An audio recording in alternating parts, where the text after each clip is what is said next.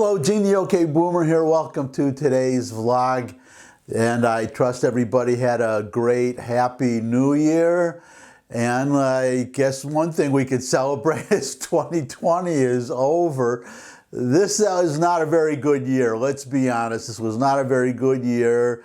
And I want to be hopeful about the year ahead. The good news is that we are past the first year of the Biden presidency. Oh, by the way, I'm a conservative. Always keep that in mind when you evaluate whatever I say.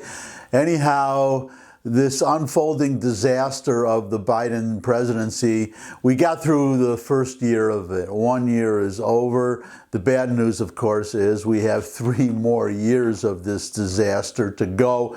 Lord knows what's going to happen. I hope that the Republicans will win back at least one house of Congress, hopefully both, to put a stop to this, to this woke socialist agenda that Biden seems to have. Well, you know, I don't even think he knows what's going on, to be honest. There's the dementia. I've mentioned that in the past.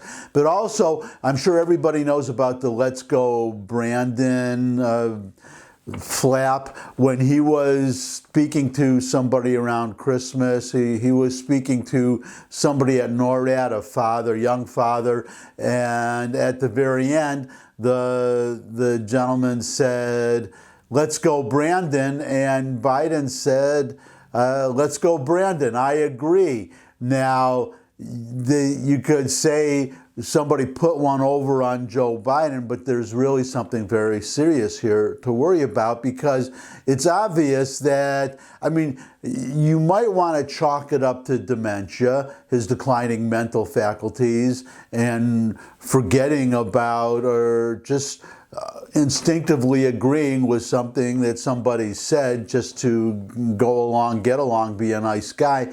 But I think he never, it's very possible that he has never, or had never until that moment, heard the phrase, "Let's go Brandon," and didn't know what it meant. And that's why he cheerfully agreed with it.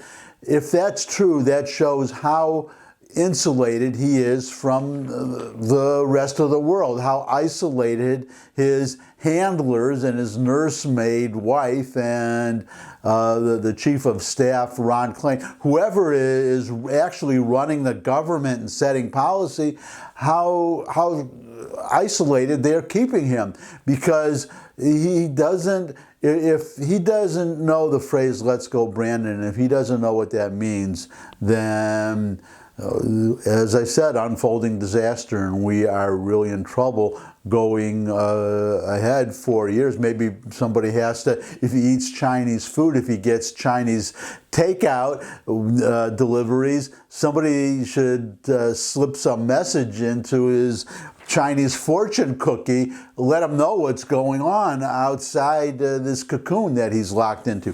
Anyhow, on to today. We'll have plenty of chances to discuss the decline of this already failed Biden presidency for, unfortunately, the next 4 years, or next 3 years. But also, let me just mention one more thing for any liberals watching this, that if the Republicans win control of, ideally, both houses of Congress, you should be happy in a way, because the Republicans will help Biden keep his most important promise, one that he has not kept, and that is to govern as a moderate. He is going to be forced into the middle to do anything at all except veto budget resolutions and try to ram things through with executive orders, and he doesn't seem to be doing very well on that front. But anyways, I'm getting off on another track again, so let's go ahead to today's subject. Today's subject is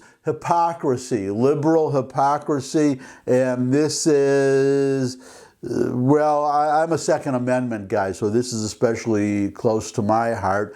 One of the things I enjoy most, having moved from New York City a couple of years ago to, in 2019, to Tennessee, is the Second Amendment. I am now a proud gun owner.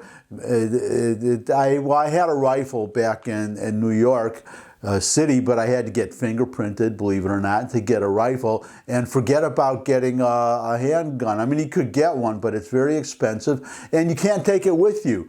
It's, well, this is another subject too, but I am to talk about in more depth, but the reason I bring up guns today, because this is what this story is about. Now, your wealthy liberals, they are the ones most vocal about calling for sensible gun laws. In other words, gun control. In other words, gun confiscation. But you may have noticed that there's a little bit of a crime problem in liberal cities, among them LA, California, and Beverly Hills. Well, let's go to Beverly Hills right now. Here's this headline. Well, it's actually Los Angeles, but it's specifically Beverly Hills in this article. Here's a headline: LA's arms race of the affluent. In Beverly Hills, even the purchase of a firearm comes with certain expectations. The city's only gun store, Beverly Hills Guns, is a, quote, concierge service, unquote, by appointment only for a largely affluent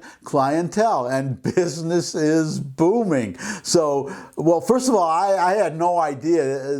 Beverly Hills is the last place I would have expected a gun store. I'll be frank about that. But also, well, according to this article, business is booming. Since opening in July 20, oh, well, it's recent, I guess, just July 2020. That's when this store first came to Beverly Hills, and I'm sure it's because of the rising crime, the smash and grab. Well, you've seen all these videos and photos of these gangs, these flash mobs just breaking into stores and just stealing whatever they want. But also, there was the wife of a very famous or a well-known music executive, 82-year-old woman who was killed in her own home. These crimes are starting to spread to affluent areas. And what are they doing? Are they calling for more gun control? Well, no, they're buying guns. Since opening in July 2020, the store has seen upscale residents from Santa Monica to the Hollywood Hills increasingly in a panic following several high-profile smash and grab and violent home invasion robberies. The apparent siege has brought in a daily stream of anxious business owners and prominent actors, real estate moguls, and film execs, says owner Russell Stewart. Most are arming themselves for the first time. And did you notice that one category there? Prominent actors. So all these Hollywood actors, I wouldn't be surprised. I don't know if there is. I'd have to search my memory, but it wouldn't surprise me to see some public service announcements or YouTube videos from prominent actors, Hollywood actors, calling for gun control. And, well, now they're apparently having a change of heart. Quote, this morning I sold 6 shotguns in about an hour to people that say, internal quote, I want a home defense shotgun, end of internal quote and external quote, says Stewart, whose store is discreetly located in a Beverly Hills office building with no sign on the doors, down the hall from a diamond dealer. Quote, everyone has a general sense of constant fear, which is very sad. We're used to this being like Mayberry, unquote. If you don't know what Mayberry is because you were born too late, you're not an old guy like me, the old Andy Griffith show, it's your friendly country town, very peaceful, one sheriff and one police officer, good old Barney Fife. So if you're not familiar with that show, the Andy Griffith Show, or its successor, Mayberry RFD, you might want to look it up on YouTube. It's a funny, great, wholesome, for the whole family show. Anyways, back to Beverly Hills. So you notice they don't even put it's like getting your pornography delivered in a plain brown wrapper. They want these guns, but they don't want they don't want a store on the street where people can see it, because, oh, that would be really bad for Beverly Hills, create a wrong impression. But they're discreetly putting a gun store in an office building, and the people are buying these guns by appointment only. Not quite like that in Tennessee where I am. You just walk in and you buy a gun. And by the way, Tennessee just became a so-called constitutional carry state. When I got my first gun, when I first moved here, one of the first things I did, by the way, as soon as I got my first utility bill and had a Tennessee driver's license, was to buy a gun. But I had to get a permit, which was easy to get, and then I had to take a one-day course.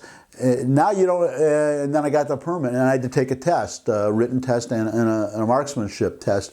But now it's constitutional carry. You buy a gun in a gun store, and you can just put it in your pocket and just carry it. So, and save the license fee every few years. So there you go. I hope that comes to the whole country someday. But for now, the last point I want to make is that this crime, these smash and grab crimes, and these woke far-left prosecutors letting them go and not even arresting people who steal less than $950 worth of stuff in California. That's the law there, so they don't have to worry about it if they get caught shoplifting less than $950. They don't go to jail. The penalty, they're pretty much just let out. They're free to go out and steal more stuff. And I just make another digression quick. Even with that law, if you want to clamp down on these, you could use the federal or adopt something similar, a RICO law, a conspiracy to create, just to make a long story short, where if the same people, like a mob or something, they steal together, each person steals maybe $800 worth of stuff, but you can put it all together, that's more than $950, and it's a conspiracy, and it's a Racketeering Influence Corrupt something act. I forgot the exact name, but it was originally enacted at the federal level to go after the mafia, to be able to go after an entire organization at one time and not just one individual. Anyways, that's I'm digressing again. So I just want to make this final point, which is that the problems that they're experiencing and the human feces all over and needles and drug needles on the streets of San Francisco, on and on and on, and the 10 cities, it's because of the laws that they voted for. It's laws enacted by people they voted for. California is a textbook case of the failure of liberalism, because that is a solid democratic state. They have a filibuster-proof legislature, both houses, state houses. They have a Democratic governor. The Democrats can do whatever they want. The Republicans at the state level, they have absolutely no influence at all. All of this, everything happening in California, is on them. But they voted for it. They're getting what they voted for, and we'll see what they vote for going forward. Next elections, I predict that they'll continue voting for Democrats. And by the way, there was a record outflow of California residents from California. People are leaving the state, and thank God it's conservatives leaving the states. Thank the Lord. Otherwise, they would bring the same disastrous policies to their new states. That's basically what happened in New Hampshire, a solidly red state. Now it's like purple, tending towards blue. It's sad to see it happening, and it's from liberals fleeing the failures of Massachusetts right next door and moving to New Hampshire and screwing up that state too. So let's hope that doesn't happen. Well, they have a senatorial election coming up right now. It's a Democrat is on the ballot, for re-election. Let's hope she loses. We'll see what happens. Anyways, you got what you voted for. You voted for these policies, and now you're going out and buying guns. And if you complain, if you call for gun control, I don't want to hear about it. I don't want to hear it anymore. You're hypocrites if you do. And it's just, as I said in the title to this vlog, I'll end on this. There are no gun grabbers in a foxhole. You can dictate, well, you just hate conservatives and you want these flyover states, the heartland of the country, deprive them of their guns. But when the crime that results from no guns comes to your neighborhood, suddenly it's a different story. And I guess that's it for this week. Thanks for stopping by. I really appreciate the time that you spend with me. If you have any comments, comment section below the video where you can put questions, suggestions for future topics. You could subscribe. I love getting new subscribers. You could share this video with anybody you think would also like it. But most of all, come back and see me again. I would love to see all of you again. Look forward to seeing all of you again. And until I do see all of you again, bye.